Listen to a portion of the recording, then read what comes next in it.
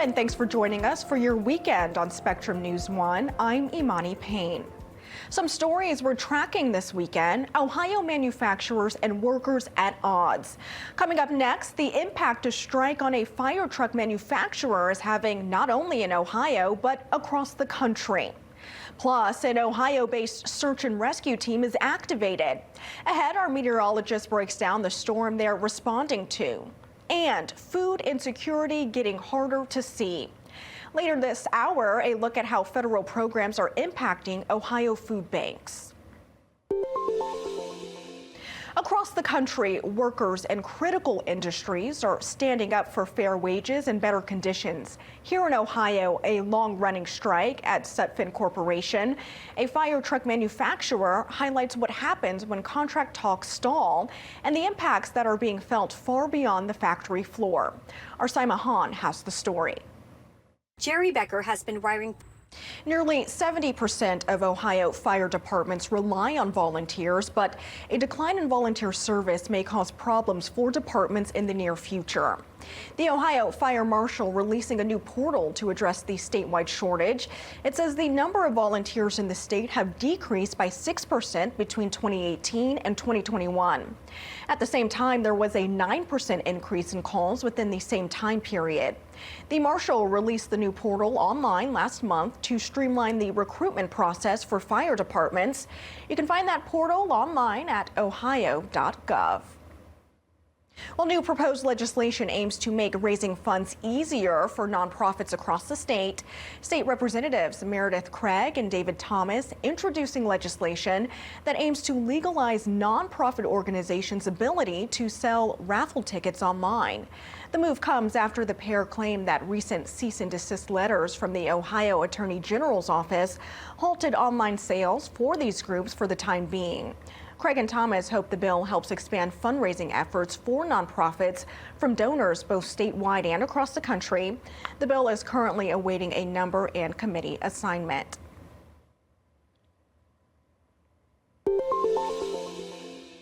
Ohio's Task Force 1 is deploying to the Carolinas ahead of severe weather there. The alert sent out Saturday morning as the National Weather Service warned of possible flooding and powerful storms throughout North and South Carolina. The team is expected to deploy Sunday morning. South Carolina Governor Henry McMaster declaring a state of emergency Friday as Tropical Depression 9 moved closer to the state. The state of emergency issued out of an abundance of caution to allow the state to quickly deploy resources. Our meteorologist Tyler Seabury is monitoring this storm. And first, will Ohio see any of the impacts of the storm system? Yeah, the good news is, we were once thinking we might see some impacts from it, and now it looks like. All right, Tyler, thank you. And it's been 1 year since Hurricane Helene devastated North Carolina and parts of Kentucky. More than 1,400 roads shut down following Helene. North Carolina Governor Josh Stein says the debris alone could fill 5,000 Olympic-sized swimming pools. Some of the worst spots, the Pigeon River Gorge and I-40, a 4-mile stretch, finally reopened, a lane in each direction on March 1st. And the governor says recovery reaches beyond just this highway. 97% of all state-maintained roads closed by Helene have been reopened. 97% of the road. The average federal contribution to a state after a major storm as a percentage of the total damage is about 50%. To date, North Carolina has received 11%. Governor Stein is asking Congress to pass a new $13.5 billion bill to send more support to North Carolina. He says that while they have a lot to celebrate, there is still much more to be done to recover from the hurricane. The federal government has just days to prevent a shutdown. Straight ahead, why lawmakers are refusing to talk as that deadline approaches.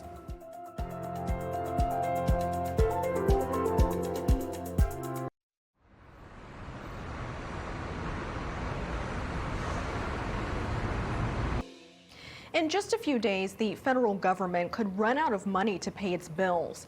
And while we've been on the brink of a government shutdown before, this time may be different. Our Daniel Grimes explains why from Washington. a warning Americans have heard before. The Jimmy Kimmel Live blackout is over. Two major stations that took the ABC show off of the air last week are now allowing it back on its affiliate airwaves. Both Sinclair Broadcast Group and Nexstar ended their boycotts yesterday. The two companies own about a fifth of ABC stations across the country. ABC's parent company, Disney, suspended the show after Kimmel's comments surrounding the death of conservative commentator Charlie Kirk. The show officially returned Tuesday night when ABC brought it back after preempting it. The State Department says it'll revoke the visa of Colombian President Gustavo Petro. They say he joined a pro-Palestinian gathering on Friday outside of the UN building in New York and urged U.S. soldiers to defy President Donald Trump's orders, while also calling for a global armed force to liberate Palestine. In a social media post, the State Department described his actions as, quote, reckless and incendiary. During Petro's speech at the UN General Assembly earlier this week, he called for a criminal investigation against President Trump for the deadly strikes on boats in the Caribbean. Now to the expanding crackdown on protest and crime. The Trump administration announcing its next target city, Portland, Oregon. National Guard troops and more are soon on the way. As our Victoria Halakar explains, it's the latest in some controversial immigration efforts. War ravaged and under siege. Closing the gap in STEM. Ahead, what one Ohio school is doing to reverse the drop-off some students had after the pandemic.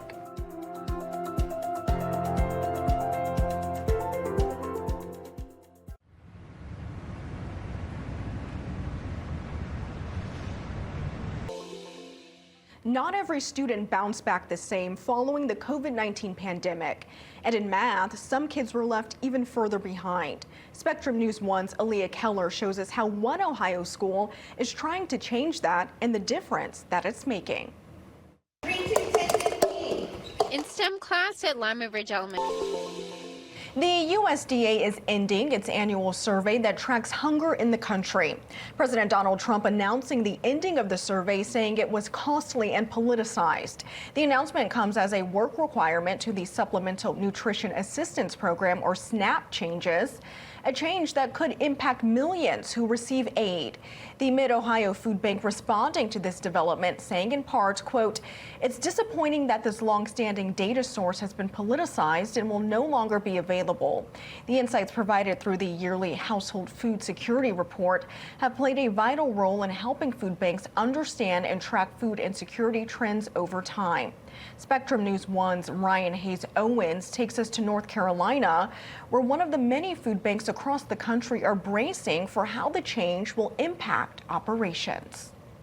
It's an everyday task. According to the USDA's current data from 2019, there are several communities throughout Ohio that face food insecurity. These are identified by income, car availability, and distance from the nearest grocery store. Most of these communities are in the southeastern part of the state. According to data from Feeding America, 1 in 5 children and 1 in 7 adults in the state face hunger. Thousands of people in the state are also facing the loss of SNAP benefits over the next 10 years. Ohio stands to lose more than $400 million in funding for this program in that time. That's due to cuts passed in Trump's so-called One Big Beautiful bill this summer.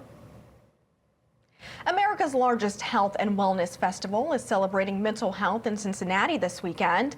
The annual Kroger Health and Wellness Festival draws hundreds every year. The festival includes panel discussions on mental and physical health. It also highlights the company's community resources. We know that people always want to be healthier, but they just may not know how. And so one of the things that we do through the festival is by bringing educational information, by bringing those services, by bringing those products that are going to help them on their healthcare journey to them so that they don't have to come to us. It's just part of our way of making our care more convenient and more accessible. The event featured 2 free concerts from All-American Rejects and Third Eye Blind. It also featured appearances from several celebrities, including World Series champion Alex Rodriguez and actor Rob Lowe.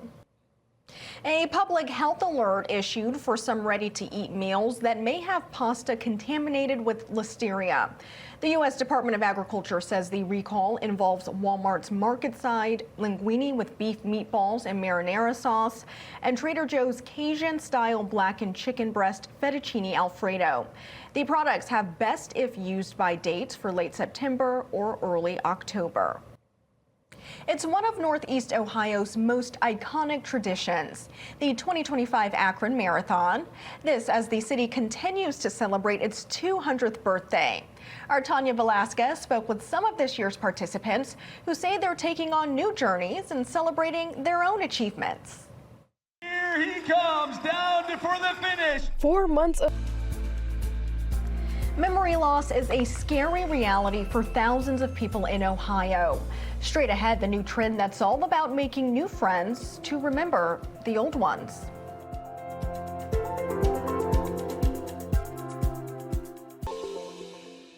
More than 6 million Americans live with dementia, and that number is set to grow due to the aging baby boomer population. Aging healthcare services are strained and are expected to be further due to the $1 trillion in Medicaid cuts from the federal administration. Jamie Kennedy takes a look at the rising popularity of social prescriptions that are showing both health and cost benefits. As someone who has been diagnosed with early stages of Alzheimer's, more than 200,000 people in Ohio are living with Alzheimer's, and double that number, 400,000 people, are considered unpaid caregivers for those with the disease. As both numbers continue to grow, advocates are asking the state to do more to help.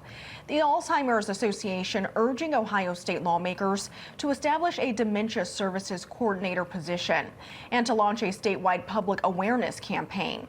The goal is to help identify gaps in existing services and better identify and serve those fighting the illness. The request comes 1 year after the state released a preliminary action plan on Alzheimer's, which addressed data innovation and funding. A festival unlike anything else you'll find, how the Northeast Ohio event is inspiring others, and what organizers say is still in store for the festival.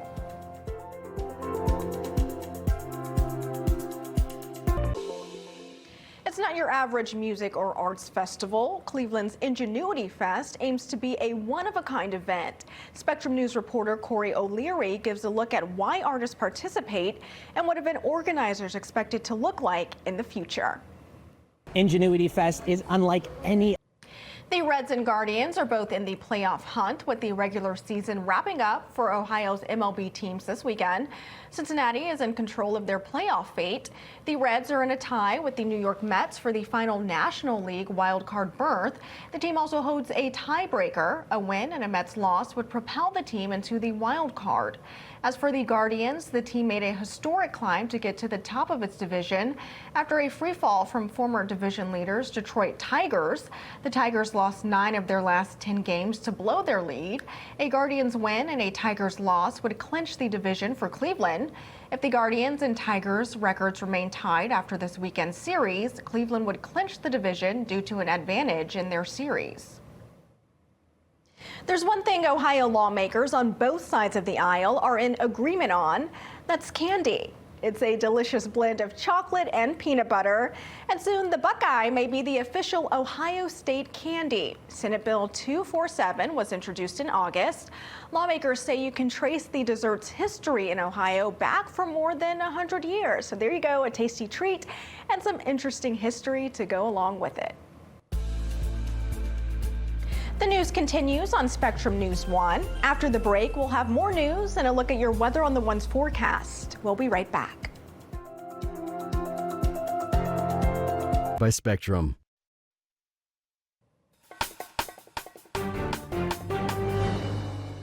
I'm I'm Imani Payne, and here's your Spectrum News in 90. U.S. Senator Bernie Moreno is calling for an update on Intel's semiconductor facilities in New Albany. In a letter sent to the company's CEO, Moreno acknowledges the site development is behind schedule.